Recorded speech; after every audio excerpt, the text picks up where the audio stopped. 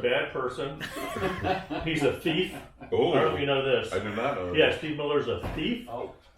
He has body odor, and he wishes people to stub their toes frequently. I He know. also hates the elderly. Yeah. Steve Miller is a bad person. He's a thief. Oh, I don't know if you know this. I do not know. Yeah, Steve Miller's a thief. Oh. He has body odor, and he wishes people to stub their toes frequently. I He know. also hates the elderly. I agree with all that. I Yeah. don't know the thief part, but I agree with the Yeah, rest Steve of it. Miller is a bad person. Still love him though. Here first. Yeah. Now Steve Miller, heterosexual to my knowledge, but gets drunk and tries to kiss people, and I'm like, okay. I don't think anything more or less of him.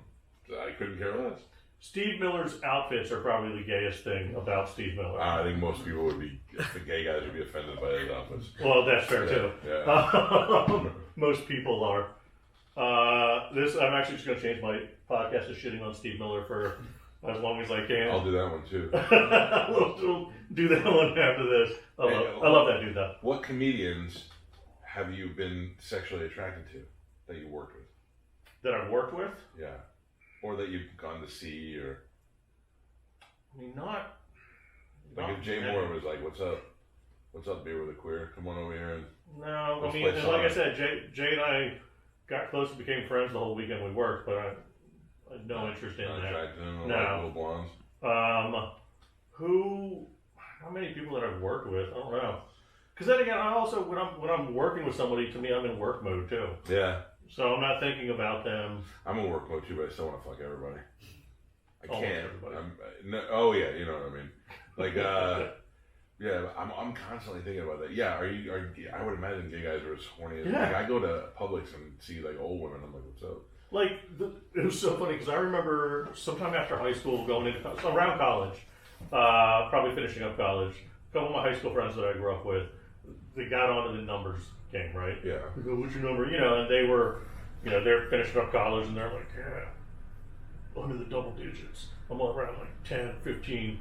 And I just thought, oof, I don't want to play this game, guys. Because and I told them, I said, what's the one thing stopping you from getting laid when you go out? I'm it's the girl saying no, right? And they're like, yeah. I was like, all right, take the girl out of the equation. And it's just a bunch of guys looking to get laid. Yes. Well, I mean, Best odds ever. numbers jump up Best odds ever. when you go with that. So then that's when I kind of changed the perspective of some of my friends. They were like, oh shit, you must have a lot of fun. I was like, yeah, single gay guys can get laid. There's like 3 or 4 dating apps for straight people, like, very popular ones or something. I say there's like 6 different hookup apps for gay guys specifically, and that's not even counting, Tinder and like other stuff that caters to everybody. Grindr, you like the Grindr? Well, there's like Grindr, which is like for skinny gay guys. There's Growler for bears. Shut up. There's Scruff for more fit, hairy guys. There's literally What's the download one? I don't know. Yeah, I have a Grindr. Black Twitter. Yeah, I did. I remember that. Yeah. Black Twitter. What you ever bang a really old guy because he bought you nice stuff? Well, not because I've never. you just reenacted it. I've banged an old guy out of boredom and horniness, but never for. I never liked the being bought. I had somebody. I worked at a gay bar in Clearwater, and this regular came in and he was like, "Hey, I want to buy you Birkenstocks." This is back in whatever years ago, 20 years ago, and he's like, "I want to buy you Birkenstocks."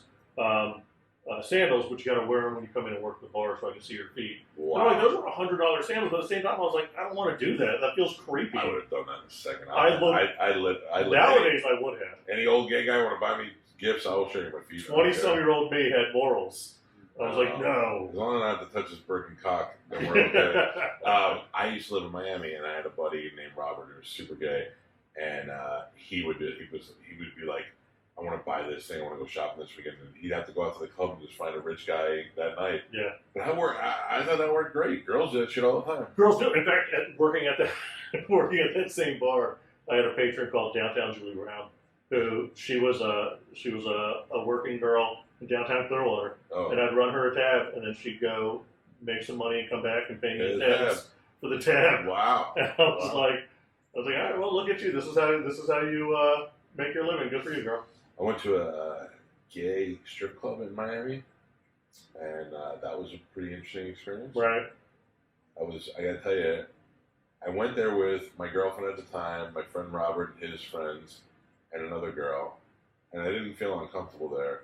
But I guess it wasn't a strip club; it was a nightclub. But they had dudes. Is it like multiple different levels and bars and so on? Yes. There's one that, like in Miami, I went to, and like if you lose your group, oh, you're out. Forget, because there's like 5 different bars, different locations, up, down, etc. Yeah. This one had guys that were featured dancers, but it was a regular club. But this guy, I remember was up on stage and he was dancing. He was wearing like a feather kind of thing. He was shirtless, and his dick was hard, but he wasn't really supposed to take it out.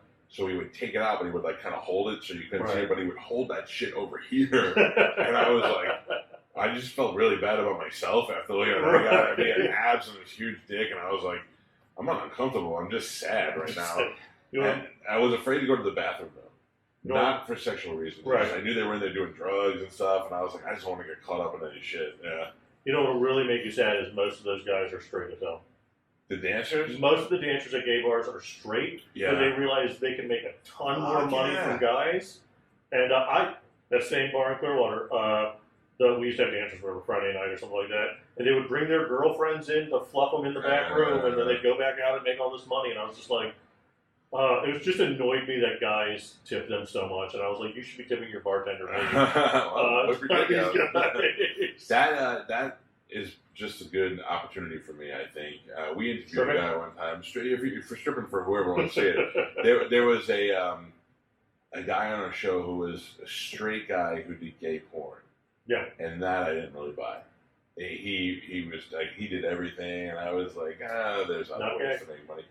Totally, yeah. Well, there's a great bit, look it up at some point, but Greg Stone, who's a comic out. I know Greg. Greg? When he was in town, he did this bit about how the only thing that makes you gay is if you like it. And he's like, everybody from this audience can line up after this, and I could blow every single one of you. And he goes, it will be awkward, but it doesn't make me gay unless I enjoyed doing it. And I was like, man, it was such an interesting bit that he was doing on stage. I was like, well, that's interesting. He's putting that out there. I don't know if that was a bit or if those were just excuses. That's what I think it was. A bit of his life he was sharing. Yeah. But yeah. I love it. I'd love to be that. Well, I mean, it's kind of hot if a girl blows you and she didn't enjoy it. I don't know how many girls have actually enjoyed blowing me over the year. I don't really know if there's ever any. I got to be honest, when you're for the most part, when you're on the reciprocation of getting a blowjob, you're really only focused at yourself at that point. Like, that is a moment of, I'm enjoying this. Yes. I mean, keep up the good work. It depends on who's doing it. Like, when my wife does it, I know that she doesn't want to do it for, like, I don't want to make her do it forever. Right. So I try to, like, concentrate and do it. But back in the day, I could put some time in it. Because there's some girls that really wanted to work at it. You know, right. Go ahead, work it up. Take your time. Yeah, with my wife, I try to be a little bit more reciprocal, like you said. You really get it over with and help her out a little bit. She hits the clock like it's a chess match. Yeah. Going down.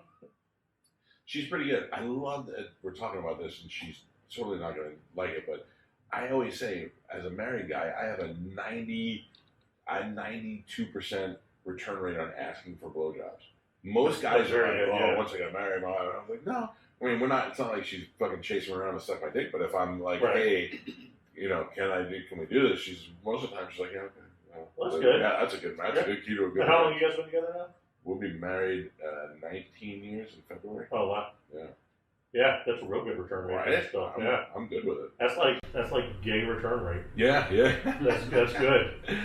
That's another thing. I don't know if I'd be into doing that if I was gay. I had the funniest. I was outside of it, and this is I actually wrote a couple skits about this, and I did a show called Outside of Comedy Club about based on this conversation. It was outside of an open mic, a bunch of comics hanging out talking, which is great because it went from everything about talking about if you have sex with a trans woman, does it make you gay, to then we started talking about slavery, and like it was everything, right?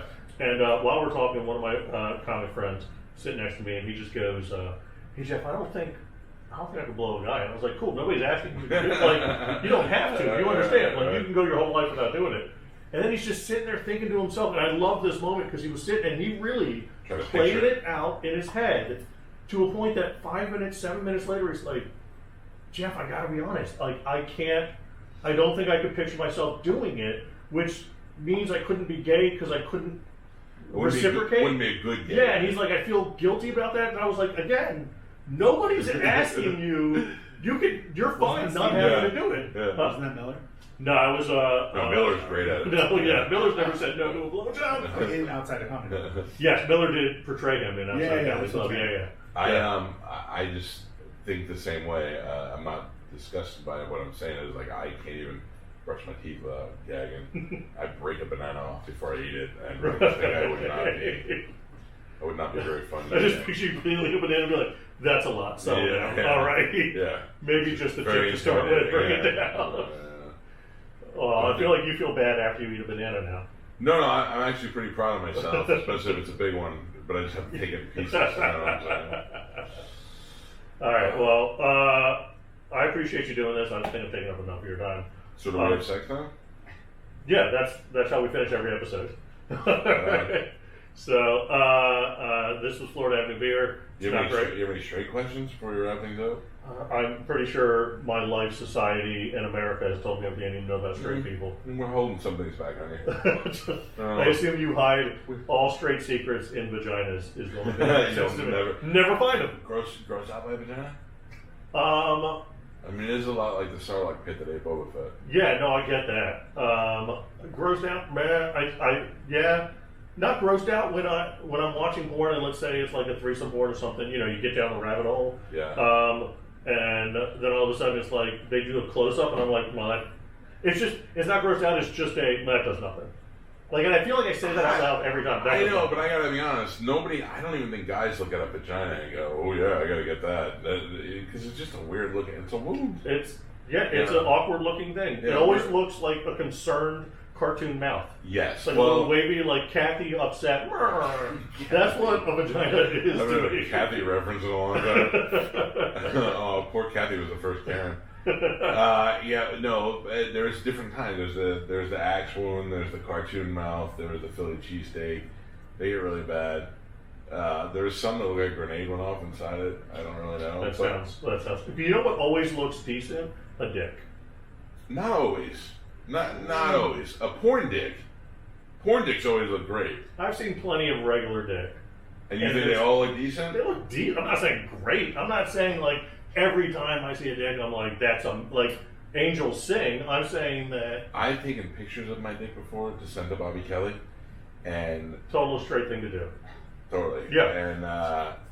And they sometimes I take a picture where I make it look good. I'm like, I might suck that one. Right. It looks really good. And but then I've seen pornos where like once the guy takes his pants off and he's not ready to go, and I'm like, ooh. And then also, this is another straight thing to do. Like I passed out one time drunk, naked. I came out of a pool and I took my bathing suit off and I dried off and I passed out in the bed because I was drunk. And Pete, my buddy Pete, took a picture of it, and I was not in my best form. It looked, and I manscaped down there, shave up the area, but I didn't back then. Right. And it looked like a baby's bird's nest right. with a little egg on top of it, just sitting there waiting to hatch. Like maybe the head was coming out, and then it just stopped. And that wasn't very attractive. I didn't like it. If I was a guy, I wouldn't want to see that. Yeah. But now it's nice and groomed. That's a smart thing to do. Here's the problem. I'm pro grooming. It wasn't that I was into it. I would. I have a beard trimmer, type shaver, and I would use that. But no matter what fucking happened, I would cut myself on my nuts or somewhere else. Aggressively, are you doing it? Not aggressive, but it's like if I don't masturbate while you're doing it. Well, you kind of got to get it out of the way, especially my nuts. Because your nuts are all wrinkly, like you ladies don't know. They're like it looks like a little like a brain, and it's hard to shave. But it's nice that you think any ladies watch this. But go on. I didn't think about that. There's probably a bunch of guys jerking off to this. No, I'm kidding. Now I found a new one. Right. This one is like almost impossible to get caught. When I get caught, it stops. So now I feel like I'm in the nice. Right. Now I look like a fat teenage girl. Right. With a little egg on top of it. We'll take a look later. Yeah. This has been a lot of fun. I always have questions I didn't have to drink this shitty beer. I have a coffee waiting for me on the back end. This is good. All right, this is the end of the episode. I appreciate you doing it. My pleasure. Thank you, Mike. All right, appreciate it. Would you bang Spanish if you could? No.